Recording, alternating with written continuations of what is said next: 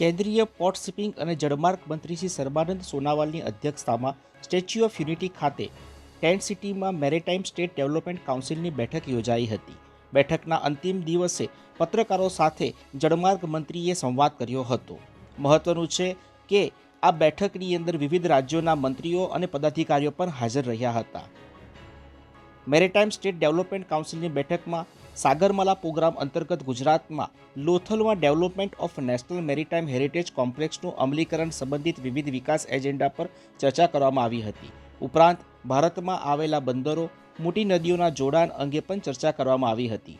રાષ્ટ્રીય જળમાર્ગના પડકારોને વિકાસ અને રોપેક્સ ફેરી, શહેરી પેસેન્જર જળમાર્ગ પરિવહન, રોડ અને રેલ પોર્ટ કનેક્ટિવિટી, દરિયાકાંઠાના રાજ્યો અને કેન્દ્રશાસિત પ્રદેશોની સફળતાની વાતો પણ આ બેઠકમાં કરવામાં આવી હતી. આ બેઠકમાં ગુજરાત સરકારના મંત્રી રાઘવજી પટેલ, આ ઉપરાંત કેન્દ્રના Shripad Naik, minister of state for port shipping and waterways tourism, Shri માંકલવૈદ Shantanu Thakur, minister of state for port shipping and waterways, ઉપરાંત કર્ણાટકના મંત્રીઓ સહિત વિવિધ પદાધિકારીઓ પણ આ બેઠકમાં હાજર રહ્યા હતા. બેઠકના અંતે પત્રકારો સાથે વાત કરતા જળમાર્ગ મંત્રી સર્બાનંદ સોનોવાલે ખાસ જણાવ્યું હતું કે ગુજરાત માટે ગૌરવની વાત કહી શકાય તેવું ગુજરાતનું કંડલા પોર્ટ હવે ભારતનું પ્રથમ મેગા પોર્ટ બનશે. કંડલામાં હાલ 285 મિલિયન મેગાટન કાર્ગોની અવરજવર થઈ રહી છે, જે 300 મિલિયન મેટ્રિક ટન થશે. આ પોર્ટ ભારતનું પ્રથમ મેગા પોર્ટ બનશે. સાથે જ એમણે જણાવ્યું હતું કે 2047માં ભારતનું કાર્ગો 10,000 મેટ્રિક ટન થશે, જે હાલમાં 2600 મેટ્રિક ટન જેટલું છે. કાર્બન ડાયોક્સાઇડના સંપૂર્ણ નિવારણ માટે ગ્રીન શિપિંગ અને ગ્રીન પોર્ટ પણ બનાવવામાં આવશે. 2047 સુધીને કેન્દ્ર સરકાર દ્વારા વિવિધ બંદરોના પૂરી કાયાપલટ કરવામાં આવશે અને ઉપરાંત ભારતીય માછીમારોના રક્ષણ માટે પણ સાગરમાલા યોજના અંતર્ગત કોસ્ટલ કોમ્યુનિટી ડેવલપમેન્ટ યોજના હેઠળ 7500 નોટિકલ માઇલના વિસ્તારમાં સુરક્ષા આપવામાં આવશે. તે પ્રકારનું આયોજન કરવામાં આવી રહ્યું છે. पत्रकार बंधु, आज देश की एक पवित्र भूमि केवड़िया में आप सबका स्वागत है। और आप सबको मालूम है, हमारे परम आदरणीय प्रधानमंत्री, विश्व के सबसे लोकप्रिय नेता नरेंद्र मोदी जी की नेतृत्व में आज देश में पिछली 9 साल में जो परिवर्तन संभव हुई है, इसकी वजह से भारत जाग उठा है और देश ने दुनिया में 5वीं फिफ्थ लार्जेस्ट इकोनॉमी के हिसाब से अपना पहचान बनाने में सफलता प्राप्त की। तो इसलिए आज परम आदरणीय प्रधानमंत्री जी के नेतृत्व में देश के हर नागरिक को मनोबल मिली है, शक्ति मिली है, आत्मविश्वास दुगुना बढ़ी है। और उसी दिशा पर हमारी भारत सरकार के साथ साथ प्रदेश सरकार, सभी प्रांतों की जनता अब इसी बिंदु पर प्रतिबद्ध हुई है। और हम भी परम आदरणीय प्रधानमंत्री के नेतृत्व में आज पोर्ट शिपिंग वाटरवेज की तरफ से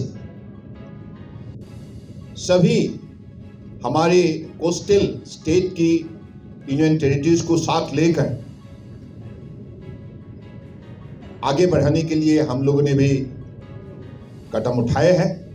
और आज केवड़िया में 2 दिन का हम लोगों ने मैरीटाइम स्टेट डेवलपमेंट काउंसिल की बैठक यहाँ अनुष्ठित की। इस बैठक में सभी हमारे मैरीटाइम स्टेट शामिल हुई, यूनियन टेरिटरी शामिल हुई और हम लोगों ने डिटेल में सारी बिंदुओं को चर्चा की, ताकि हम आगे दिनों में जैसे हमें लौह पुरुष हमारे परम आदरणीय देश की, जिन्होंने सभी प्रदेश को एकत्रित की थी, ऐसे महापुरुष सरदार वल्लभ भाई पटेल जी की चरणों पे समर्पित भावनाओं से प्रणाम देते हुए हम लोगों ने सभी को साथ लेकर, जैसे मोदी जी ने जो मंत्र दी है टीम इंडिया की, मानसिकता से हमें देश को आगे बढ़ाने का काम करना होगा। उसी हिसाब से केंद्रीय सरकार और प्रदेश सरकार एक साथ मिलकर कोऑपरेटिव फेडरलिज्म स्पिरिट को बढ़ावा देते हुए हम लोगों ने अगले दिनों में अपनी पोर्ट व्यवस्था को आधुनिकीकरण के सिलसिले में विश्व स्तर पर हमने खड़ा करने के लिए निर्णय की है और ये भी लक्ष्य रखा गया है बाय 2047 हमारे कार्गो हैंडलिंग कैपेसिटी अब 2600 है अब मिलियन मैट्रिक टन। इसको हम अगली 2014-7 तक 10,000 मिलियन मैट्रिक टन बनाने का हम लोगों ने निर्णय किया अमृत काल में, यानी कि by 2047 will achieve that target 10,000। सभी पोर्ट जितना भी हमारे देश के अंदर पोर्ट है, सभी पोर्ट एक साथ मिलकर प्रदेश सरकार और केंद्रीय सरकार मिलकर इस काम को हम सफल बनाने के लिए प्रतिबद्ध हुए हैं। और दूसरी बिंदु है हमारे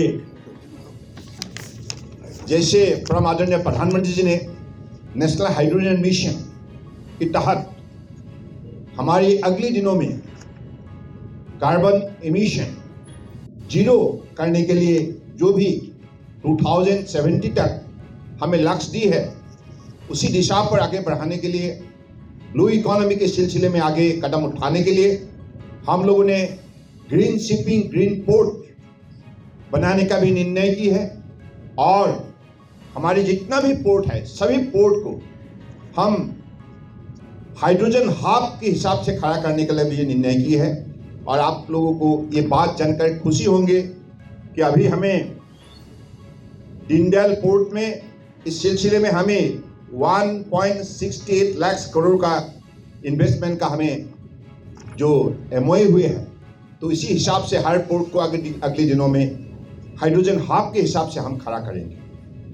तीसरी बात हुई कि अगली अक्टूबर को दिल्ली में हमारी 17 से 19 अक्टूबर तक ग्लोबल मैरीटाइम इंडिया समिट 2023 होने जा रहा है। ये हमारे लिए बहुत बड़े सुनहरा मौका है। इसके पहले भी 2 बार हो चुके हैं, जिसके जरिए काफ़ी इन्वेस्टमेंट संभव हुई है और अगले दिनों में जितना भी हमारे दुनिया में विश्व में मैरीटाइम नेशन है, इस मैरीटाइम नेशन को इस सभा में बुलाया गया है और परम आदरणीय प्रधानमंत्री के नेतृत्व में हम इसी समिट को सफल बनाने में लगे हुए हैं। इसलिए हम चाहते हैं कि हमारे हर मैरीटाइम स्टेट कोस्टल स्टेट इस कार्यक्रम में भाग ले, इस विषय पर भी चर्चा हुई और हमारे हिंदुस्तान में चाहे कोस्टल शिपिंग हो, चाहे एक्जिम ट्रेड हो, चाहे इनलैंड वाटरवेज हो, इसमें 10 लाख करोड़ का पोटेंशियलिटीज है। तो अगले दिन में यही लक्ष्य होगा कि हमारे यहाँ अधिकतर अधिक एफडीआई संभव हो और 10 लाख करोड़ का इन्वेस्टमेंट हो। और इसी इन्वेस्टमेंट के लिए हमारी तरफ से अब तक पोर्ट को मॉडर्नाइज करने के सिलसिले में अलग अलग कार्यक्रम के जरिए जो भी कदम रखा गया है, इसके वजह से हमारा पोर्ट का इफिशिएंसी बढ़ चुका है। तो इसलिए 10 लाख करोड़ का इन्वेस्टमेंट होने से 15 लाख से अधिक यहाँ रोजगार मिलेगा। तो ऐसा ही लक्ष्य लेकर हम लोगों ने अपने कदम को आगे बढ़ाया है। तीसरी बात, हमारे